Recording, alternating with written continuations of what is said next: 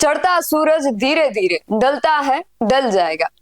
ચડતો સૂરજ આમ તો ધીરે ધીરે ઢળે છે, પરંતુ આમ આદમી પાર્ટીનો સૂરજ ખૂબ ઝડપથી ઢળી જવાનો હોય એવું લાગી રહ્યું છે। ભારતીય જનતા પાર્ટીને કૌરવો સાથે સરખાવીને જે 5 પાંડવોની જેમ 5 ધારાસભ્યને વિધાનસભાના કુરુક્ષેત્રમાં ઉતારવાનું આમ આદમી પાર્ટીનું સપનું હજુ તો સપનું જ રહી જવાનું છે, કારણ કે પક્ષની ખુશીને દુઃખમાં ફેરવી દે તેવા સમાચાર સામે આવ્યા છે। આપના ધારાસભ્ય રાજીનામું આપી દેવાના છે તેવી ચર્ચા વાયુ વેગે ફેલાઈ છે। શું છે સમગ્ર વિગત જાણીએ અહેવાલમાં। જય હિન્દ, BSI ટીવી ન્યૂઝ પર આપની સાથે હું છું નિધિ ગઢવી। વિસાવદરની ચૂંટણીને લઈને ચર્ચાઓ તો ખૂબ થઈ હતી ને ખાસ આ ચર્ચાનું કેન્દ્ર ગોપાલ ઇટાલિયા પણ બન્યા હતા। એમણે જે રીતે ભાજપ ઉમેદવાર અને અન્ય નેતાઓ પર શબ્દબાણ ચલાવ્યા હતા એ તો ચર્ચા હતી જ, પણ ગોપાલ ઇટાલિયા સ્વઘોષિત ઉમેદવાર બન્યા છે તેવી ચર્ચાએ પણ ખૂબ જોર પકડ્યું હતું। પાર્ટીના જ અમુક નેતાઓ અને કાર્યકર્તાઓ ગોપાલ ઇટાલિયાથી નારાજ હતા। જો કે ચૂંટણી પહેલા નારાજગી વધુ નડતર રૂપ નહોતી બની, પરંતુ હવે આ વાત ગોપાલ ઇટાલિયા અને આમ આદમી પાર્ટી બંનેને ખૂબ મોંઘી પડી શકે છે। ગોપાલ ઇટાલિયા સહિત પાર્ટીના તમામ આગેવાનો હાલ જ્યારે દિલ્હીમાં જીતની ઉજવણી કરી રહ્યા છે, ત્યારે અહીંયા ગુજરાતમાં મોટી ઉથલપાથલની શરૂઆત થઈ ગઈ છે। વાવડ એવા આવી રહ્યા છે કે આપના ઉમેશ મકવાણા ધારાસભ્ય પદેથી રાજીનામું આપી શકે છે।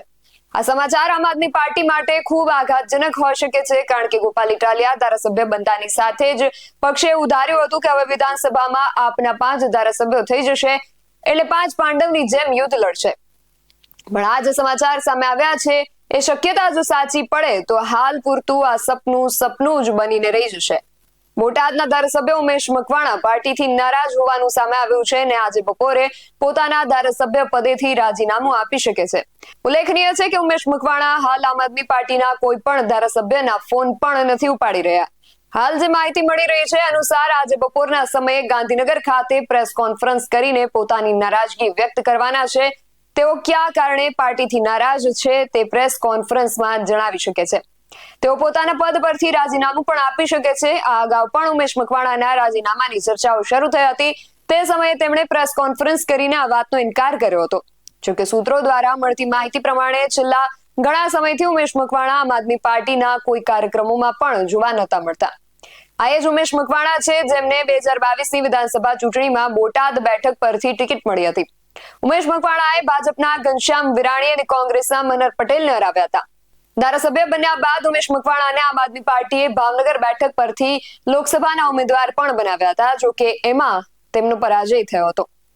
ઉમેશ મકવાણા કોણ છે એમનો ટૂંકો પરિચય મેળવીએ તો ઉમેશ મકવાણા આમ આદમી પાર્ટીના રાજકારણી અને સામાજિક કાર્યકર છે। 8 ડિસેમ્બર 2022થી આમ આદમી પાર્ટીના સભ્ય તરીકે બોટાદ વિધાનસભા મત વિસ્તારમાંથી ગુજરાત વિધાનસભાના સભ્ય તરીકે સેવા આપી રહ્યા છે। ઉમેશ મકવાણા હાલ કાયદાકીય સકંજા અને વિવાદોમાં પણ સંકળાયેલા છે।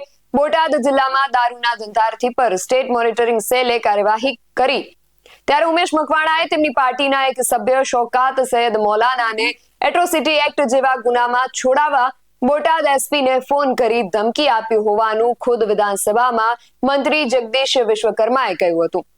જો કે ઉમેશ મકવાણાએ ત્યારે વળતો એવો હુંકાર પણ કર્યો હતો કે સરકાર પાસે CBI અને LCB જેવી તપાસ એજન્સીઓ છે, જો આ વાત સત્ય સાબિત થશે તો હું ધારાસભ્ય પદેથી રાજીનામું આપી દેવા તૈયાર છું। તેમના પૂર્વ પીએ અજય જમોડે લોકસભાની ચૂંટણી દરમિયાન ખર્ચ કરેલા 13 લાખ રૂપિયા પાછા ન આપતા હોવાની તેમજ ધમકી આપતા હોવાની ઉમેશ મકવાણા સામે ફરિયાદ પણ નોંધાવી છે। એટલે આવા વિવાદો અને કેસો સાથે ઉમેશ મકવાણા સંકળાયેલા છે અને હવે આ બધા વિવાદોમાં જો સત્ય સાબિત થાય તો હું ધારાસભ્ય પદેથી રાજીનામું આપવા તૈયાર છું એવી વાત તો તેમણે કરી હતી। અને હવે ખરેખર આ સમાચાર જે સામે આવી રહ્યા છે કે તેઓ રાજીનામું આપી શકે છે, તો હવે કયા કારણોસર અને શું નિર્ણય લેવામાં આવે છે એ આજે તેમની પત્રકાર પરિષદમાં જ જાણવા મળશે। આ વિશે તમારું શું માનવું છે અમને કમેન્ટ કરીને ચોક્કસથી જણાવજો। આવા જ વધુ અહેવાલો સાથે મળતા રહીશું। તમે મારી YouTube ચેનલને સબસ્ક્રાઇબ કરવાનું અને અમને Facebook અને Instagram પર ફોલો કરવાનું ભૂલશો નહીં। બાકી અવનવી અપડેટ્સ માટે આપ જોતા રહો BSI ટીવી ન્યૂઝ। નમસ્કાર।